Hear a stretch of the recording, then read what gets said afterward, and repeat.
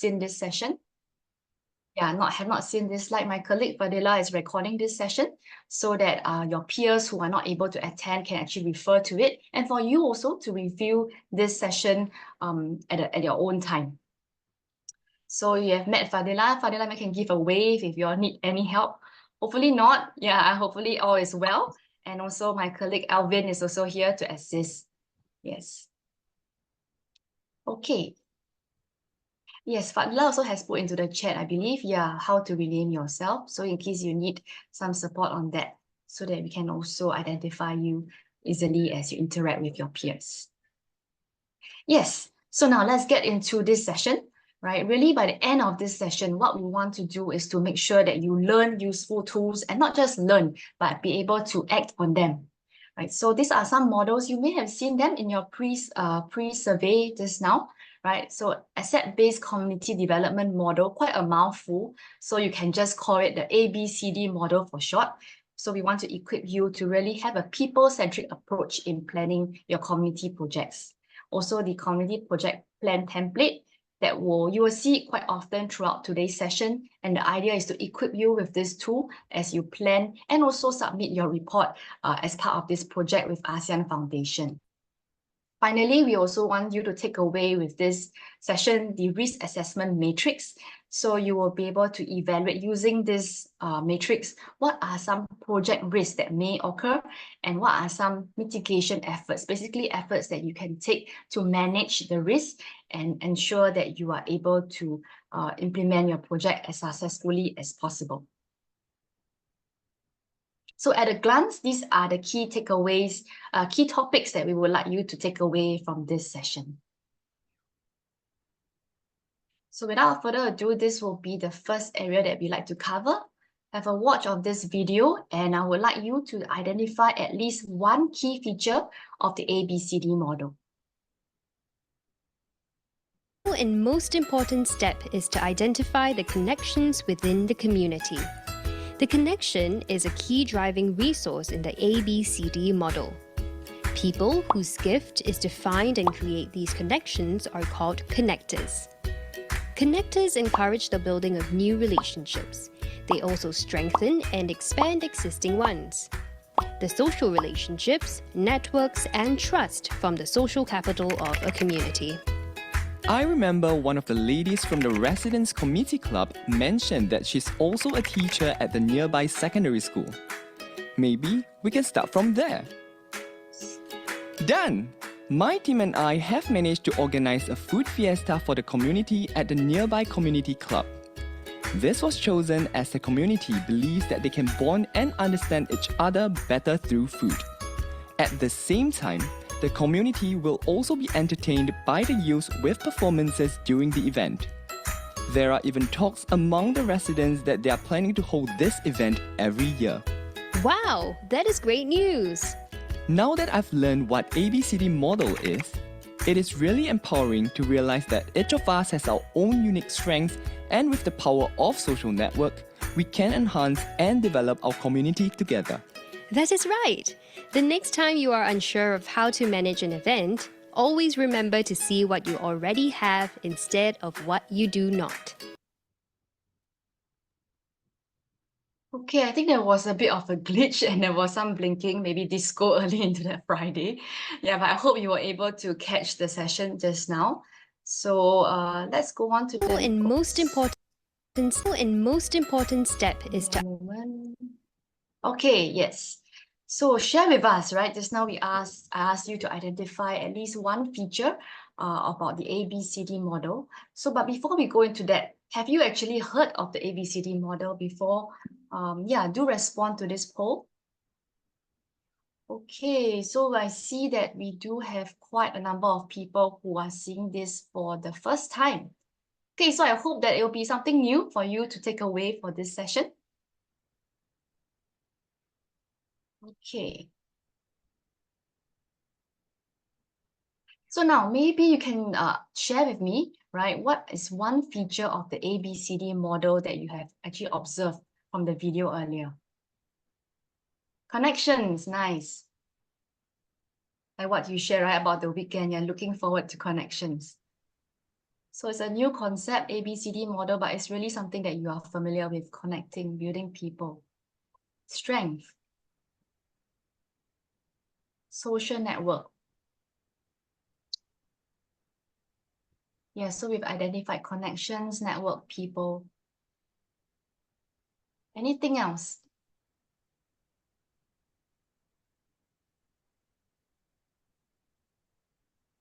Okay, we have 19 responses. I encourage you to keep more responses coming in.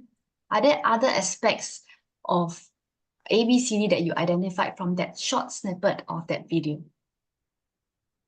Yes, see what you already have instead of what you don't.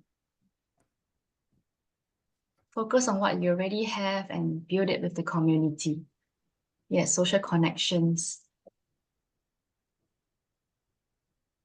Okay, great. Strength or potential of the community. Yeah, so another thing I noticed here is strength, that it keeps appearing now as well. And social connection, yes, and the potential of the community. Okay, great.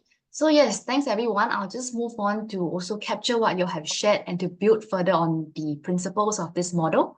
Yeah, so indeed, right, community really, relationships are really necessary, and it's relationships that build the community. And really everyone has gifts. That's something I want to add on, which is the strength that you have identified. So we want to consider what are the strengths and resources in the community. And I recall that probably last week in the last session, we also look at what are the resources already in the community that you can actually hear, ask them, right? What are they able to contribute? Also, another thing is citizens at the center, meaning that they are not just passive recipients. For instance, I think there was a group last week that shared about engaging farmers, right? You want to hear from them. It's not just helping them, but really hearing and getting their input. Leaders involve others. So I understand that all of you are also in groups, right? For this project, you have team members, but I'm sure the leader will not just try and do everything himself. If that's so easy, you probably don't need a team. So there'll be 10 of you, and I hope you all will be working together, yeah, for the project as in ASEAN Foundation. Also that people care, right? Like really, if it's about relationships, it has to do with wanting to know what are the needs and really to listen to people's interests, right? And that will be very important as well. And not just listening for the sake of listening, but also listen to understand. And finally, to ask, to generate ideas. So recall what you all learned, I think, from the last session. Also, I want to just make some connections, right? Really about the Zambian project, if you all recall, right? That really is also not just about trying to prescribe a solution, right, for the farmers there, but really to ask the locals, why aren't they growing any food there, right? Yeah, so really you can see how the ABCD model also connects with what we have learned last week. Okay, very quickly, I'll move on to how it differs from other models. So I'd like you to just have a quick read of this slide, how they are different. And I will have a question on this slide later. Yeah, how the ABCD model differs from this needs assessment model.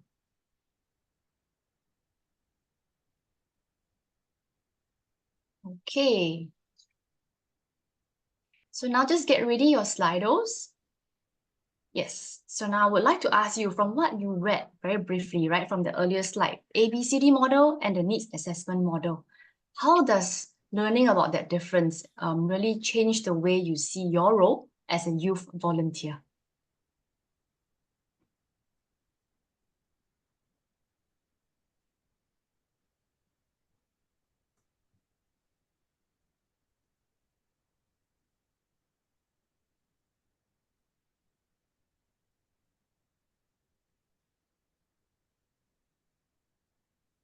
ABCD model. How does that change your view as a youth volunteer?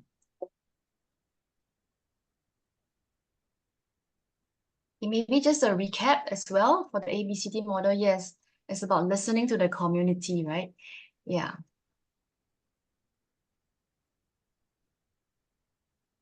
Okay, open up people's minds to be more resourceful. Yes, not Messiah.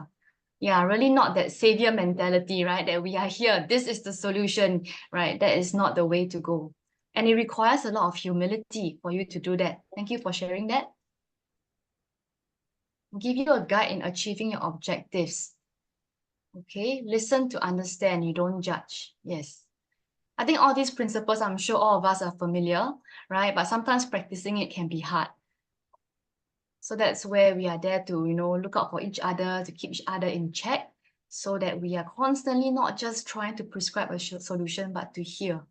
You volunteers should focus on what they help to fill the gap. Yes. To look for what the community has. Yes, this is something that we really want to reinforce, right? Is what the community has rather than what is not available. And discussion with the local people. I think that's something that we really hope that everyone is taking away before you all start with your project.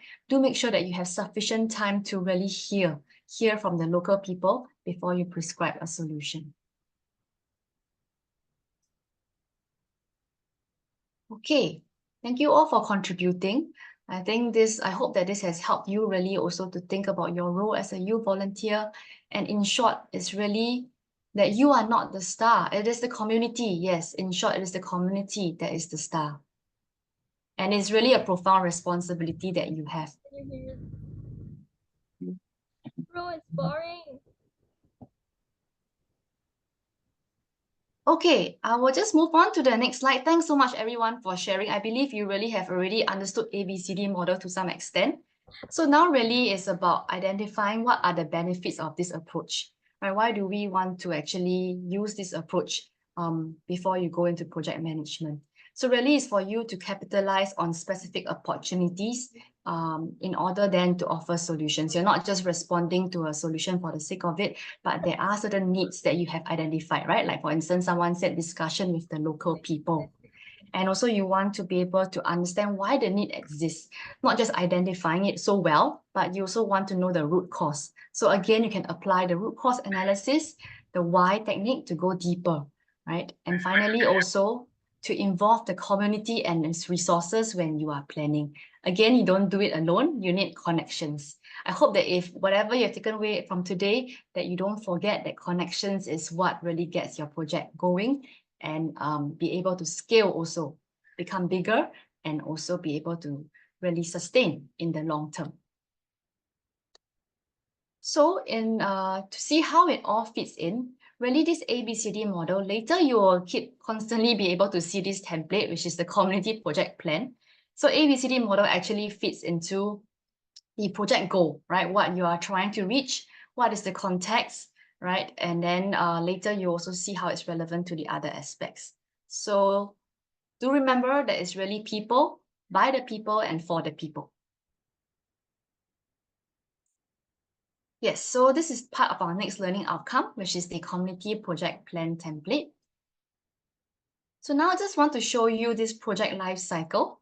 Perhaps some of you have seen it before and you are aware that really there are different stages.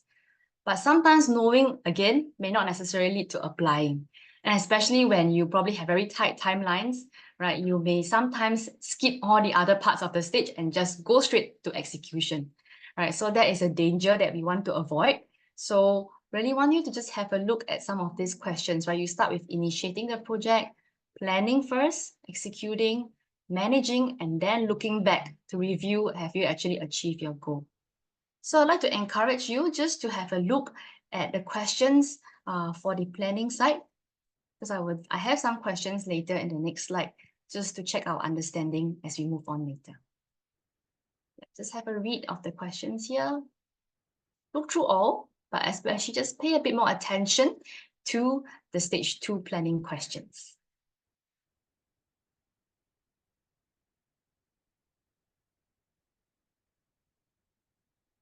Who will be involved? What will be your milestones? How will you measure success and what are the risks?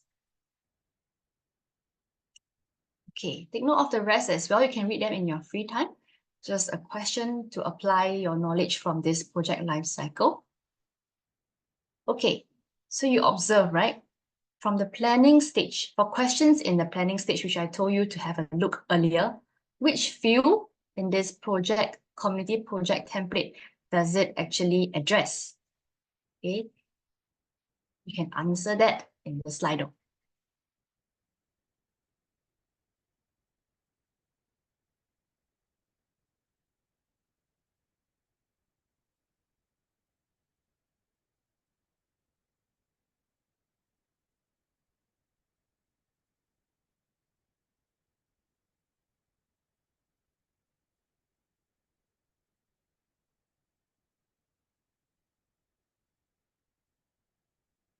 Are there any responses coming in?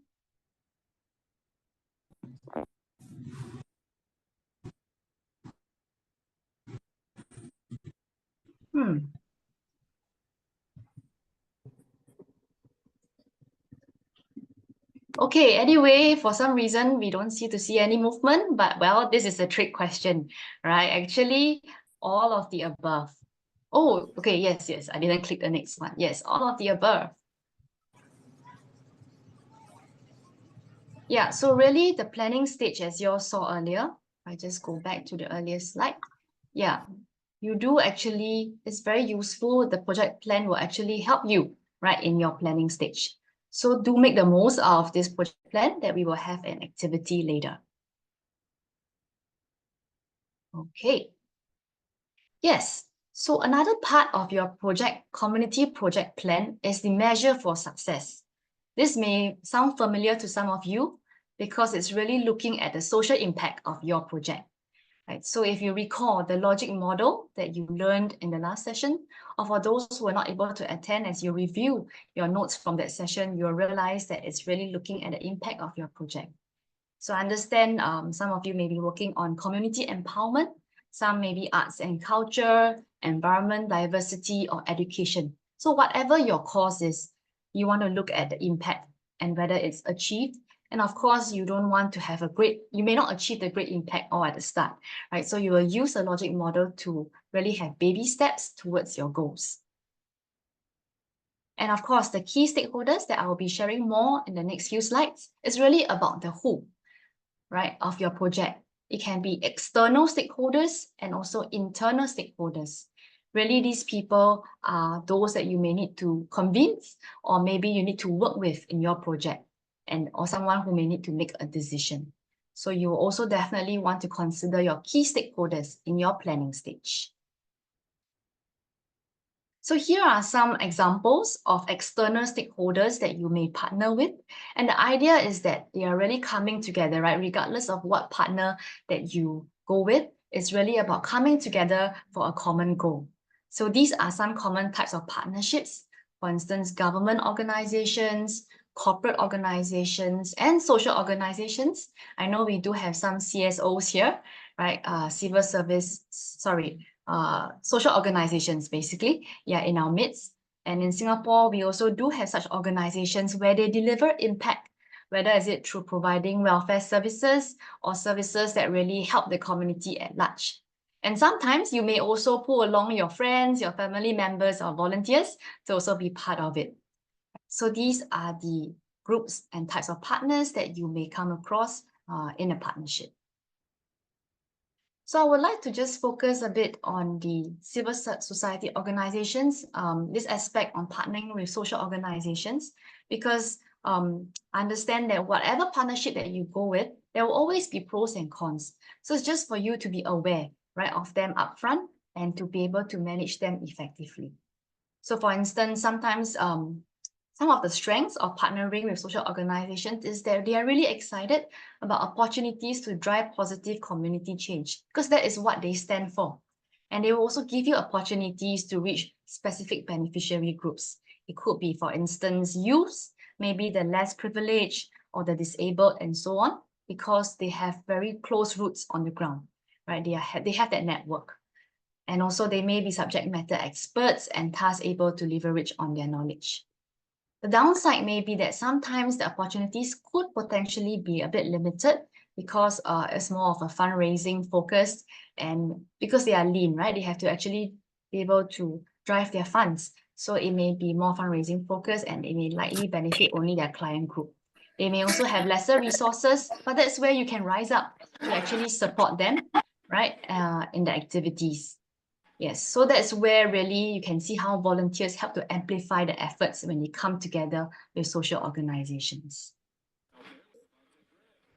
Okay, and really this part is also about internally, right? Just now we looked at external partners, now we look at internal partners. This is just an example. I'm sure with the 10 of you in each of your group, there will be a lot more roles that you all will actually determine. So this is just an example where it's very clear. Each one knows what is their role, who is the team lead, and what is the responsibility of that person. Okay, so now what are some consequences if there is no role accountability? Basically, people do not know what they need to do, what is their role, and so on. What do you think is the consequence? Just go wild on this, right? What do you think might be the consequence? Maybe you even encountered that before in your project groups.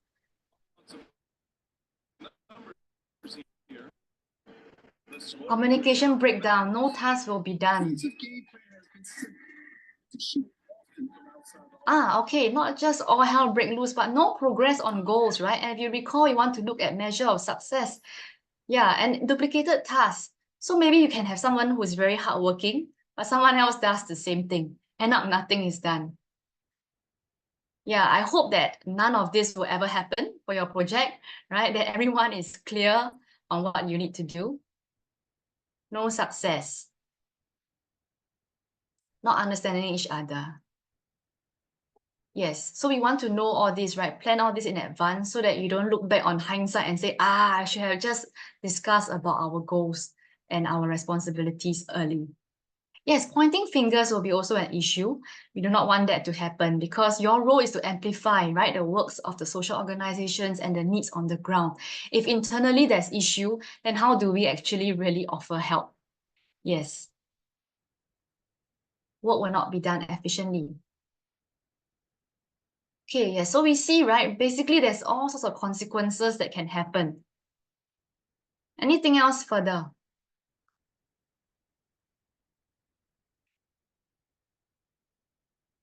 Objectives will not be achieved, yes. So again, your goals, right? That's another thing to highlight. Goal, and then there will be no progress. There will be fallout in your team.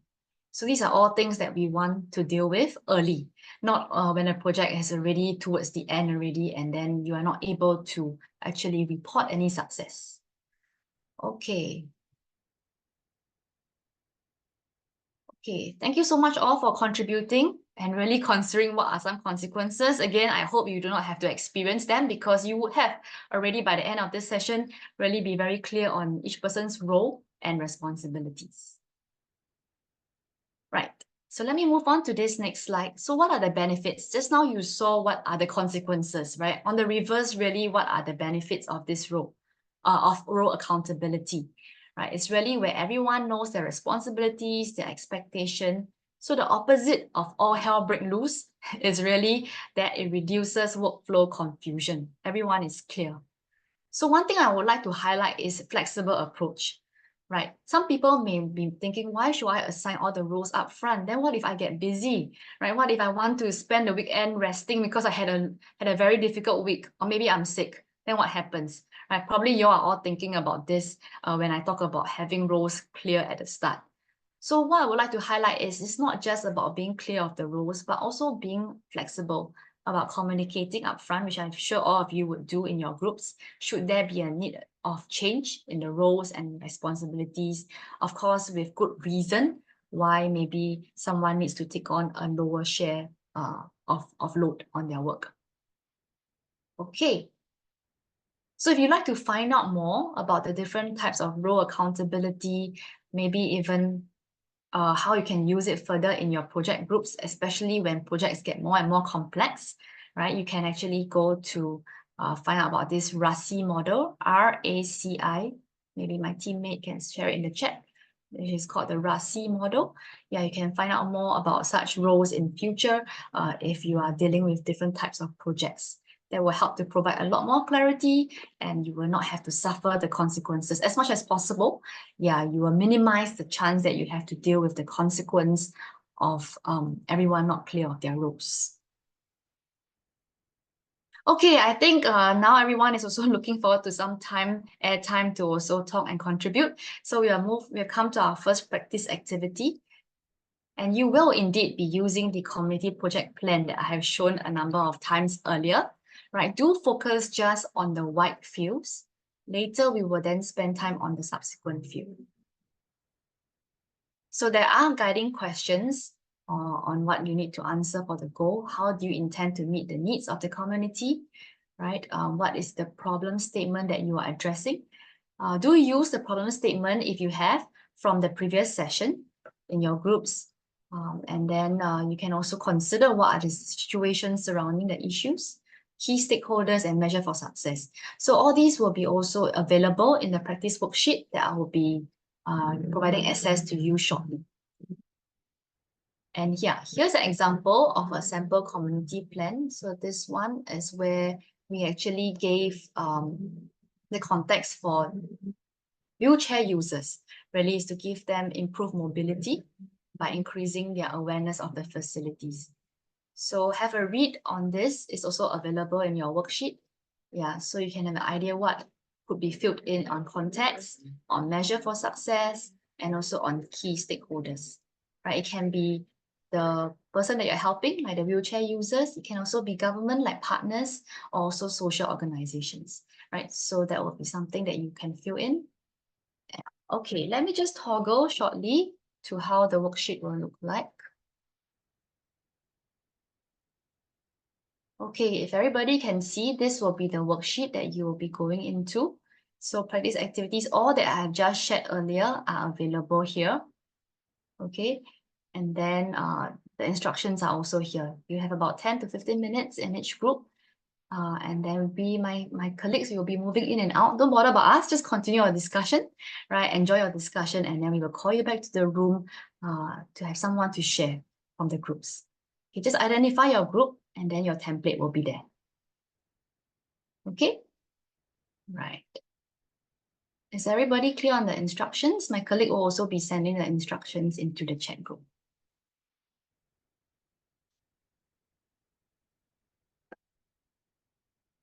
Okay.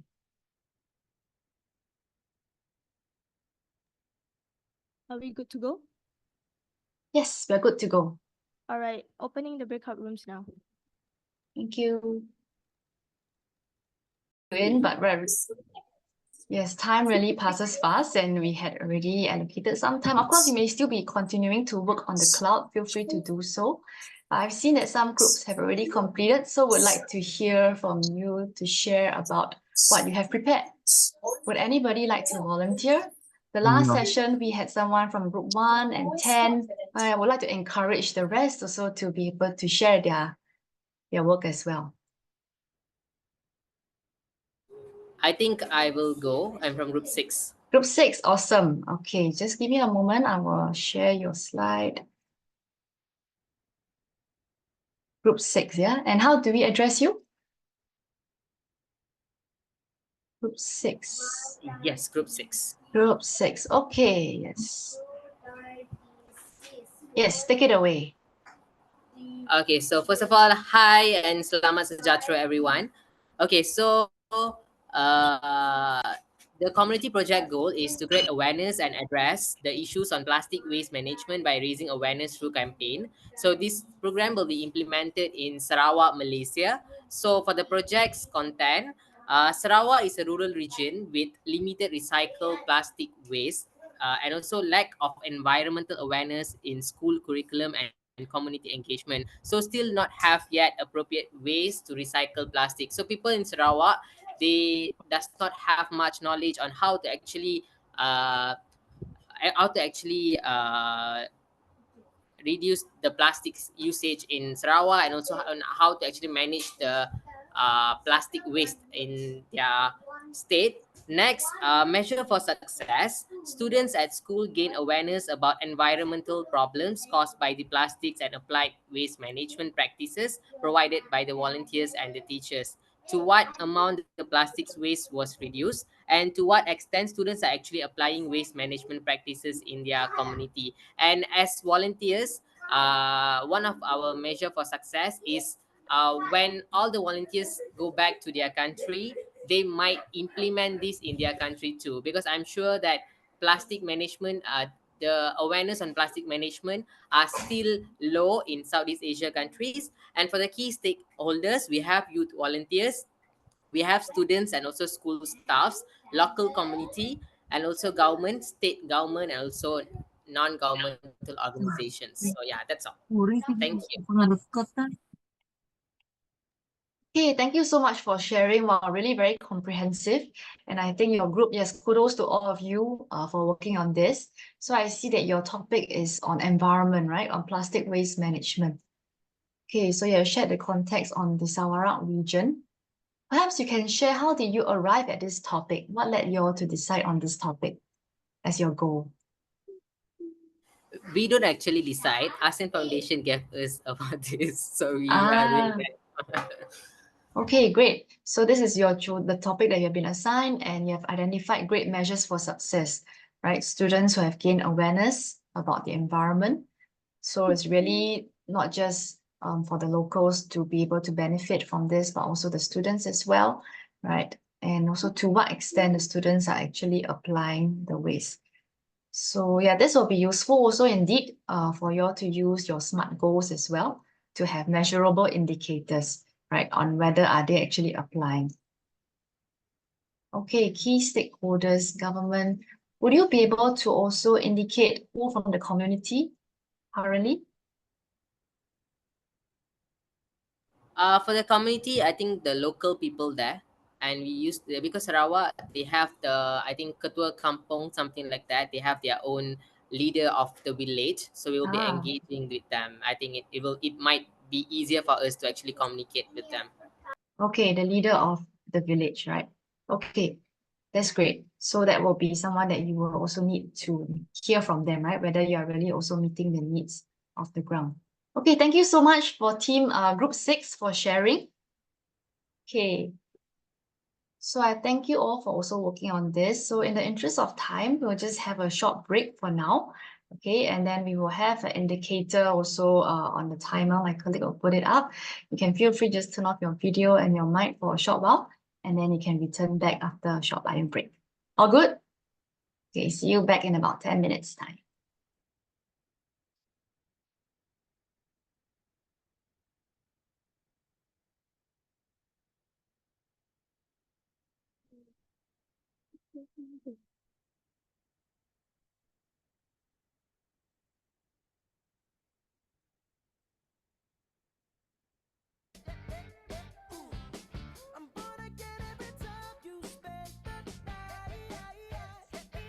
On a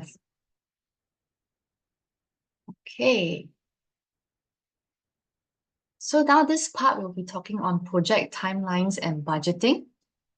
So again, whatever we share, we want to also show how it's relevant to your community project plan. So it's really on looking at your timeline and milestones, which is really the how of your project, and also the boundaries, what is covered in your project and what is not, your scope. So this is a sample of a project timeline. You may have your own already, or you can also refer to something like that.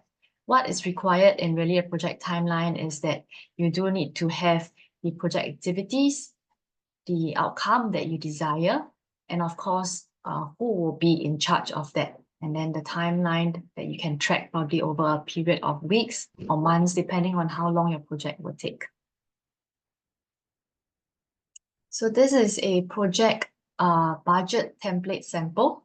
So really, you may also already have something like that, but really to just take you through so you get a sense of what needs to be covered in your project planning will be the income, what will actually flow in and what will flow out, the expenses. So perhaps depending on your topic, you may already have certain income that you will come in, maybe a grant or a donation, for instance.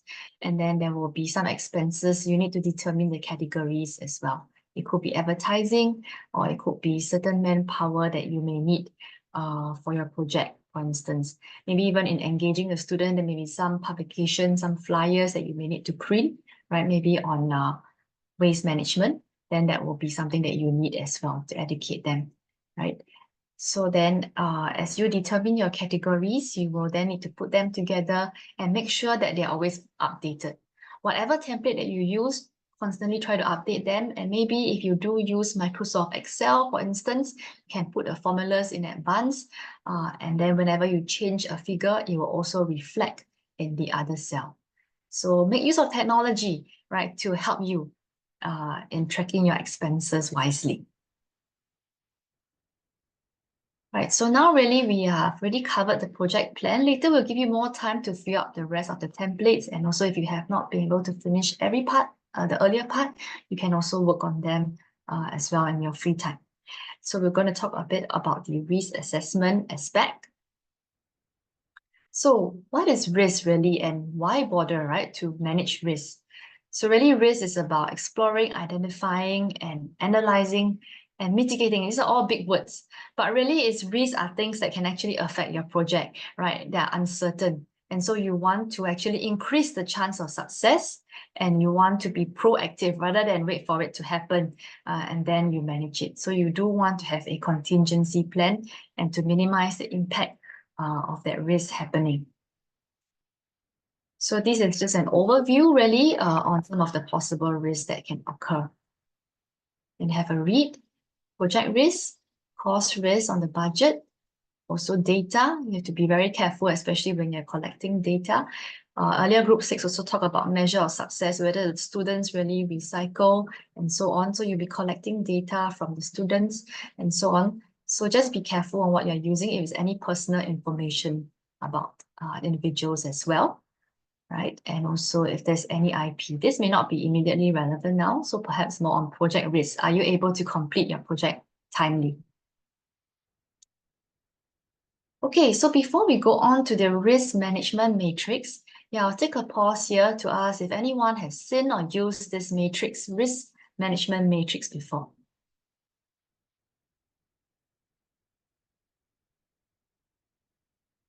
Okay, seems like, we'll keep the responses coming.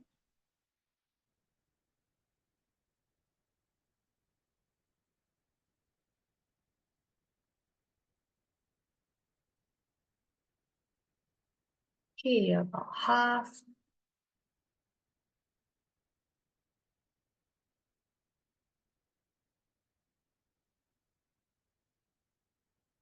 Okay, we have almost 80 of participants here. Let's have more responses coming in. Yes, so has anyone seen or used or both? Yes.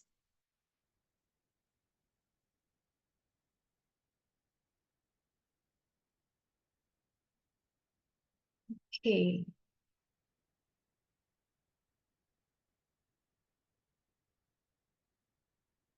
All right, I don't see much changes. It seems to be hovering at 54%. So about half of you have seen it before. Okay, but those who have maybe used it or may not even have seen it is also about equally half. So I will be sharing a bit of it. And for those who may have seen it before, now you have a chance to think about how you can actually use it as well for your project. Okay, so how do we assess risk? So there is a 5-step process that you can consider, right? Really is to identify all the resources that you have and need. What are some possible risks? Just now I briefly shared an overview like project risk, cost risk, and so on. And then you can also then identify the impact. This matrix is very colorful, but not for the sake of being colorful. There is a reason. So really about looking at whether there is a high impact on the risk on your project, and also whether is it how likely will that risk occur? So then you can put an indicator. So whatever falls in the red zone is something that you really need to address. And then you can think of some possible actions to eliminate or minimize the impact of the risk. So this is a quick sample. This is an example from the Singapore context of a Nee Soon project about youth network rental flat cleaning. So basically the resources that they will need and the funds that could be a possible risk, whether do they have the money that they need for the project, and also what could be the impact. If you don't have the money, they cannot actually go ahead with the project. So there will be high impact, but how likely? Probably quite low, right? Because this WSC is actually the Welfare Service Club from the university. They have already committed to actually support. So then you can think of certain recommendations to ensure how the money will be spent in this context. So recommendations on managing risk will differ depending on what risk you have identified. So this is also something available for you, an activity that you can also tap on for your project. Okay. So now, this part is really about allowing you to have more conversations as you continue to work on your community project plan, right? So what do you think is the difference between constraint, challenges, and risks and boundaries? Okay, so really, to answer this rhetorical question that I came up with is really that challenges and risks are something that may happen during the time frame of your project, right? So it could be certain risks that we identified earlier or certain challenges in your project. Whereas boundaries will be what is out of scope, what is within your power to actually work on during the project. So anyway, if you have further questions, you can also see the guiding questions here. Yes, the limitations and what are the challenges. This is during your project. This is what is our scope. And then also project timeline and milestones. It's something that you can recall. Just now I had a sample. Yeah, it's really the project activities and the time you needed. And the stakeholders which you already had earlier, you can also allocate them in to make sure that people are responsible at every stage of your project. Yep, so the sample, feel free to have a read. It's also available in the practice activity document. Okay, so we'd like to allow you a lot more time, so less of me talking, right? In short, please work on the project timeline milestones, boundaries, and see constraints, challenges, and risks. Go to the same link. And yeah, we will also allow you about 15 minutes to complete the remaining sections, and we'll welcome you back to share. I'll leave this slide here for a while, and also my colleague Fadila will be putting it into the chat as well, so that you'll be able to access for those who have not yet. Opening the rooms now. Okay, thank you, Fad.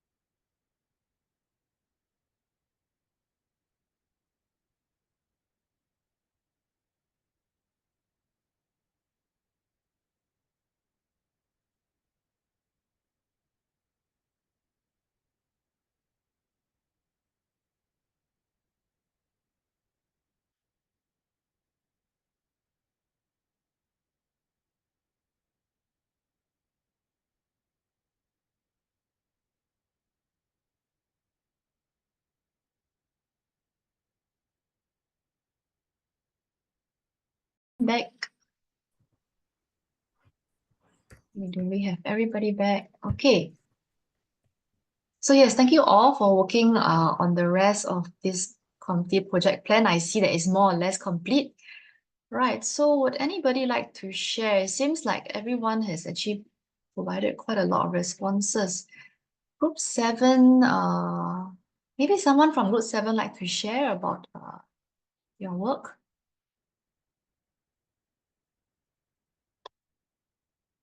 Probably someone, I know we had someone from Malaysia represented, someone from Philippines represented. Let's have someone else from another nationality. Yes, we want to encourage diversity here as well.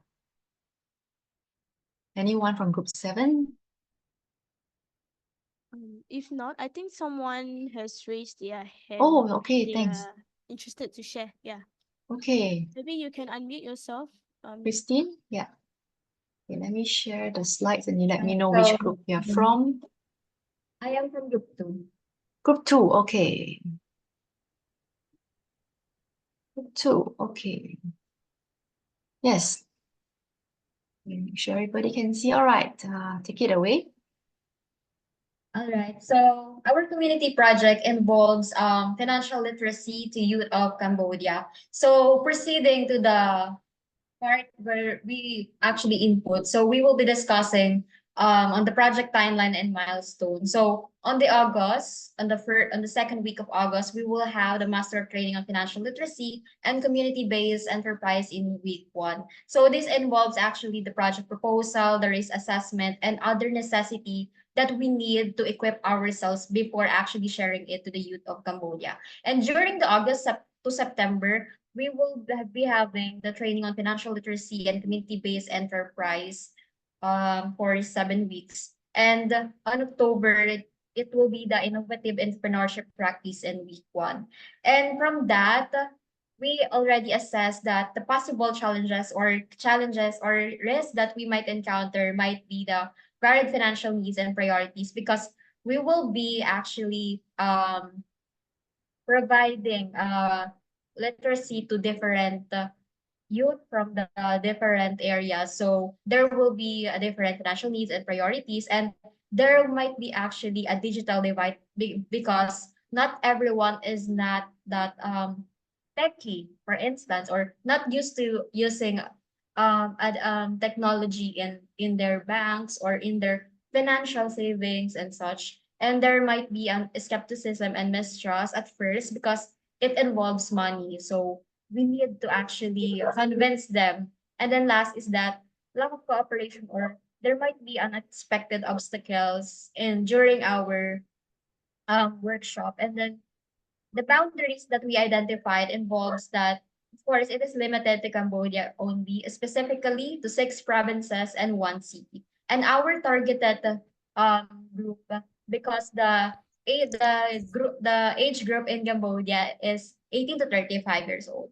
So and then the boundaries of this project of ours is it lack a post-project period to ensure sustainable financial development for you. So for the next coming years, so we might there might be no other financial workshop. So that is our boundary. So it is only this year. So that's it. Thank you so much, Christina. Your group has really prepared a very thorough, effort for this. Okay, just wanted to stretch you a little bit further, right? Since we are looking also at these 3 segments mainly, right? For the challenges and risks that you highlighted here, which do you think is most likely to happen and of the highest impact? Your group mates can also help to support you. Yeah. I believe it's the part where the mistrust, because we actually stated in our project context that the youth in the Cambodia lack the necessity knowledge in handling their finances. So they actually sell their properties just to actually sustain their daily livings, and they will be hesitant at first because it involves money. So they are very um they are very skeptical in actually in believing when it comes to financial or money, because they actually lack knowledge. So um they will, of course, they will not believe us at first, but when we ensure and when we let them know that this is how we save, this is how we be financially literate and all, maybe they will be able to absorb what we are going to teach them. I see. Okay, thanks for really analyzing this, and you see that skepticism, right, is the main challenge and mistrust, and your solution really is to engage them, to educate them, and to communicate with them. All right, well done. Thank you, group 2. Okay, I know we mentioned we have quite a bit of concepts, so I also would like to allow the time maybe to, as I identified group 7. Yeah, because I thought you had quite a good project timeline and milestone, so would like to hear your thought process behind it. If I may ask someone from group 7. Is that group 7? Hello. Yeah. Yes. Hello, I am a representative from Group 7. Okay. Wait, let me just fix my camera.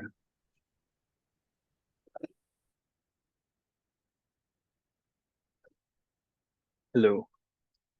So for Group 7, I'm sorry I cannot see it fully, but let me go to the end.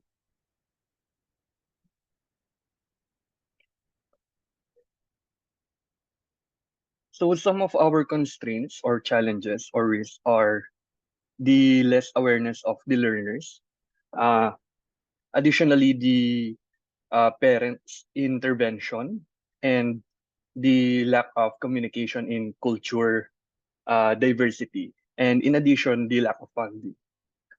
And additional boundaries, maybe the um, geographical factor, maybe um, an aspect on how we can as how we can on how can we access on different locations, such as the geographical isolated areas. And in addition here, the budget limitation is limited. The budget here is not the exact amount, but the limitation may be an aspect on how can we utilize our resources. And lastly, the target learners in Naga City is 500 learners, as there are a lot of different stakeholders and beneficiaries for here. And for our project timeline and milestones, we want to organize and set the course of study for 1 to 2 weeks. And the design for this is at least 1 month for the pre-test and post-test of the learners to understand on what can they learn and what skills they have. And in addition to this, the project is for at least 2 months and 1 month to follow up and measure the outcome of the project. So I think that is for our group, for group 7. Thank you, Elijah, for sharing. Yes, Yeah. really appreciate what you have covered. And I think one thing I really wanted to highlight also for this group, I'm sure the rest have also really worked hard, and especially for this group on timeline and milestone, I think what I wanted to highlight was something like your measurements, right? You really broke it down to the pre and post understanding of the survey, to make sure that you're able to measure the outcomes effectively. And then after implementing, you follow up, which I believe will be very crucial, right, to look at the outcome of the project. Okay, well done. And also your challenges, risks, and boundaries, they were very well covered. And I believe you also look at how to address this risk, right, that you have also encountered. All right, thank you, Elijah, and the rest of your group 7. Okay, in the interest of time, I'll be going back. We're just covering the last topic for our session today, which will be on your reporting. Sorry, give me a while.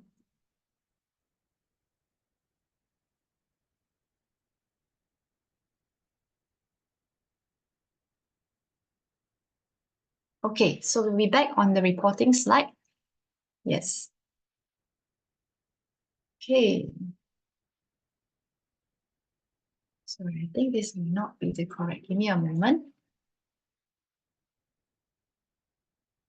Okay.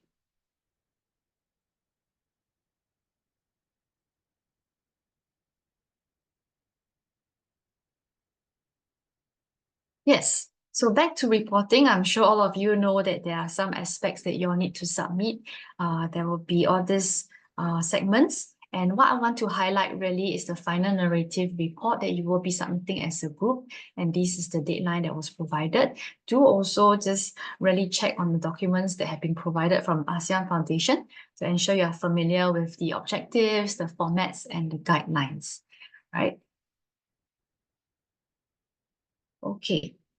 So let me just refer to document that you will need to complete. If you had seen, this was some reference documents. Just going to toggle over to the reporting guidelines here. Okay, this may be something that you will see.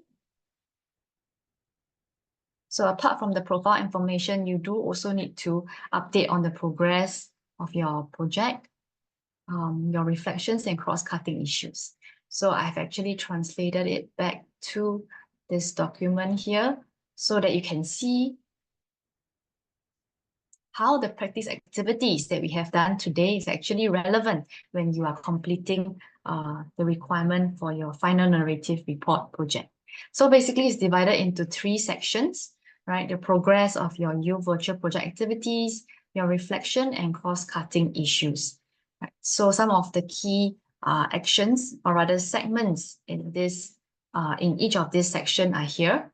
Results that you have achieved, what you have described about your progress, challenges, working with your peers, intervention to solve the challenges, and so on, potential risks. So you notice that whatever that we have covered earlier on the project plan will also be useful.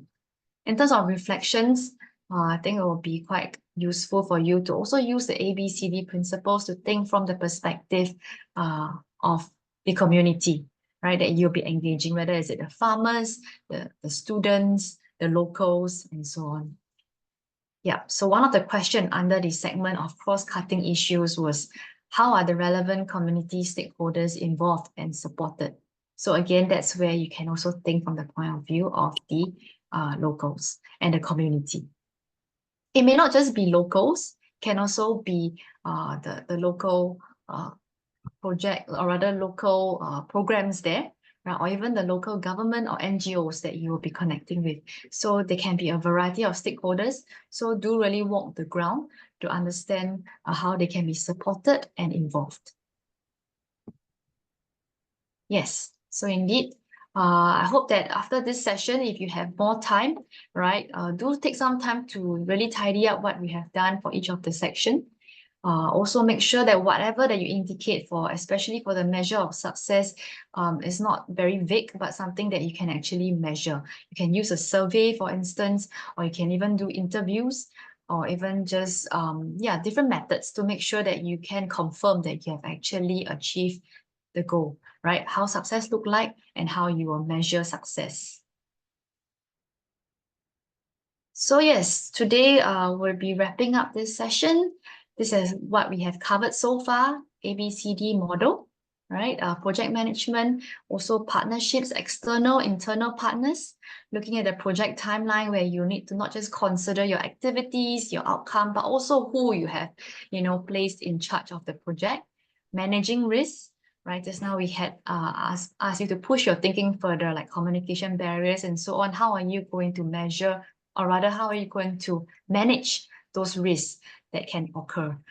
And also, of course, in terms of reporting. how, like, to ensure that everyone gets the best of the program, I think it's better if we include year 5 and year 6 now, because that's what we did last year. Because I feel if we just do year 6, it might be, sometimes it's a bit boring. And I noticed, right, with Teringai, when we included the year 5s, the year 6 was so motivated because the year 5s were actually doing better than them. So they were like under pressure and they were like motivated to do better lah. And I don't know, I think it's more fun that way. So I think we can do year 5 and year 6 if we have the capability to get the modules and all that. Thank you. I'm wondering if that's pertaining to this session. Maybe you would like to share your takeaways from this session. What did you like about this session? What is something that you're wondering? And what are some next steps that you would like to take away after what you have learned today? Would anybody like to share before we end with a time of Q&A?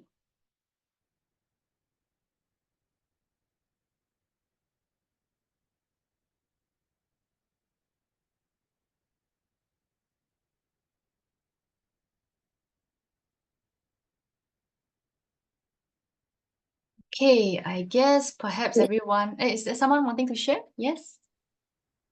So I really thank you for your sharing, and today I'm just learned a lot about like project management as well, some of the tools, and also like how to like the risk management as well, the impact and likelihood pattern as well.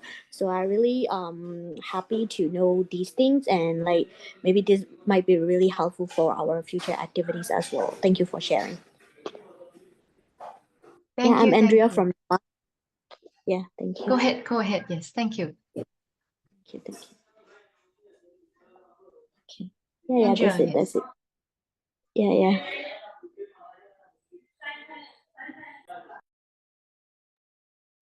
Thank you so much. I'm very encouraged that you have learned from this session and I'm looking to apply. And I'm sure your group mates are very happy to hear that. You'll be working together as a team. Anyone else would like to share?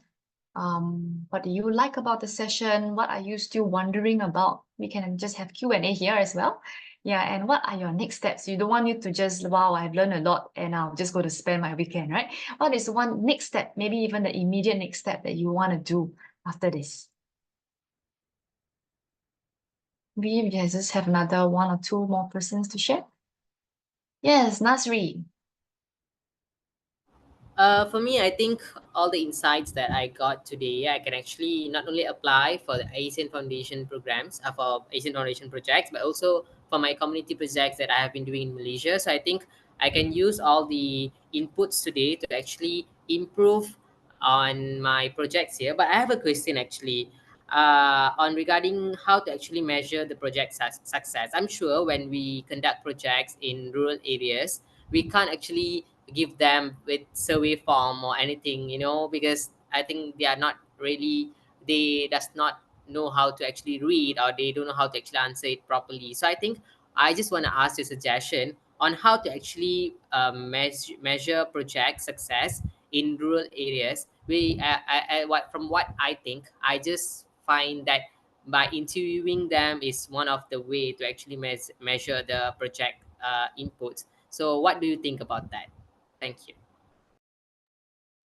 Thank you so much, Nasri, for sharing your takeaways and also giving a step, right, at your own question, right? So yes, indeed, for locals, survey would probably not be the most effective way. You may not even have be able to administer that. Interviews is indeed one way. Yeah, let's also hear maybe from the rest before I can comment a bit. Yeah, what do you think will be a solution to Nasri's question? What would you do if you were in his shoes? Because I believe you all will also need to measure your success, and many of your projects are also in rural areas.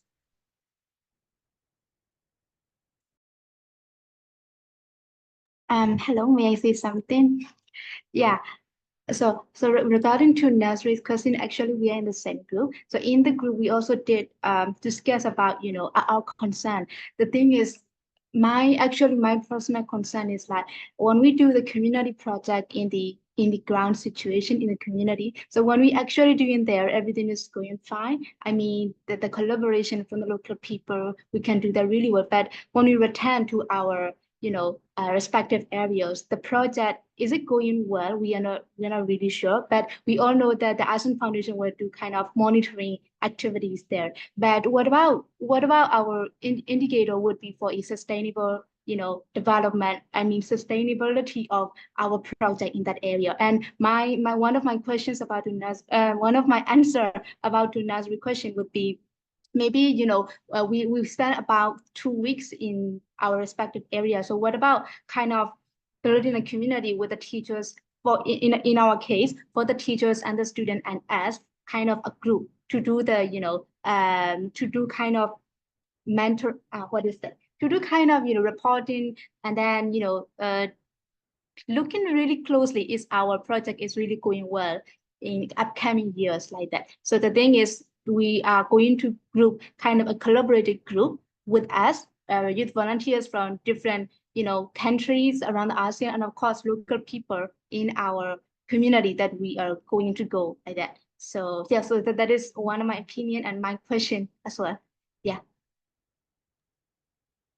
Okay, thank you for sharing. Can I pronounce your name? Is it Sue? Is that correct? Yeah, I'm Sue. Hi. Okay, yes, thank you, Sue, for sharing. And I hear something you mentioned about collaboration, right, across the group. So your possible solution to Nasri is to collaborate across the partners, is it? To hear different stakeholder opinions. Yeah. So yes, that can be one possible solution that is also tied in with what Nasri has shared. Right? You want to confirm that the impact has been actually brought to the community, and you can hear from different points of view. Right? It can be the locals, it can be the students, it can be also the local NGOs and so on. So that can be one way. Can I confirm your group again? Is it group 6? Yes, group Yes, Okay, group 6. right? Plastic waste management, right? That was what you were sharing about. So yeah, working with students, then one thing is that perhaps for the students, you were saying that there may be challenges, right? To actually do a survey with them. So perhaps you can actually interview them. And indeed, that may be one of the, I would say for now, one of the most effective ways. Yeah. I have something to add on with. Yes. Okay, I think student, I think it's not going to be a big challenge for us to actually get some surveys from students. But when it comes to community people, I'm sure it's going to be a very challenging way to actually access on our project success. Can we actually, like as I mentioned just now, we actually can contact with the village leader for, so that maybe we can keep touch with him for a longer term to actually get to know on how the village progress on reducing plastic waste or something like that. Sounds a possibility. I think my team member, my colleague, Keng Hui has a comment as well. Yeah, can we hear from Impact? So to us, when you are going to do a longer term monitoring, I think yes, definitely like what you just in chat, it's useful to connect back just with that one person who's responsible for the community. That is useful. The other way, I just want to go back is perhaps, you know how smartphones are very pervasive nowadays, right? Even in rural areas, they do have access to the internet and with smartphones as well. So how do you then leverage on that to get very quick responses, when you send out, for example, a message, yeah, and then with a reply of 1, 2, 3, or 4. Yeah, so that gives you very quick data gathering methods. You could consider that as well to add on to your monitoring activities. Yeah.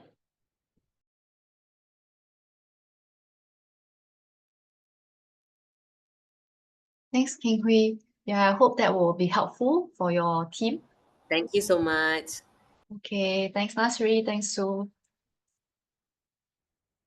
This is your chance for the rest as well. If you have any further questions, you could also give some input. What will be your takeaway from this session? Maybe just one more person if anyone would like to share.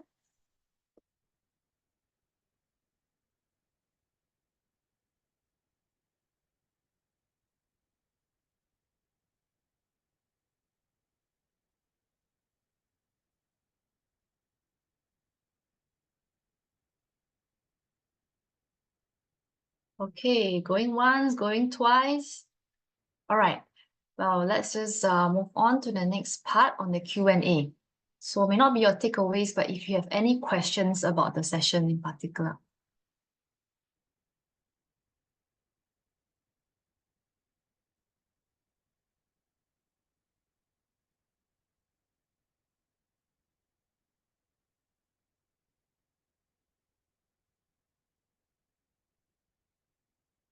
Maybe I can ask for those who had shared earlier. We had someone from group 7 and also I think group 2, right? So from the inputs that we shared, what would be one immediate takeaway or action that you would want to do after this session?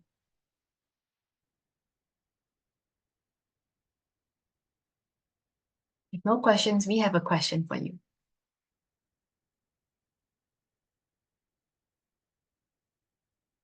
What would be an immediate takeaway that you would like to do after this session?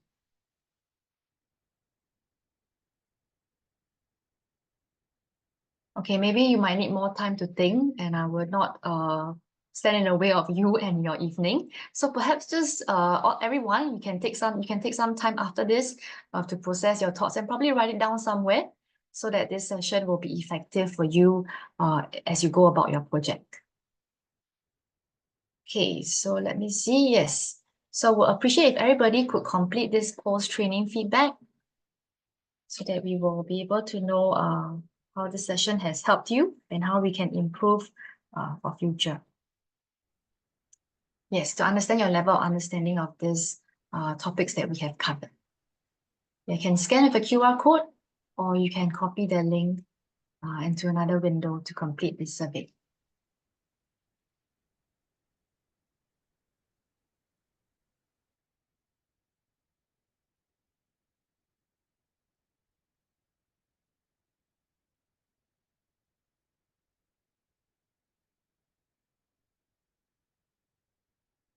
It should take only about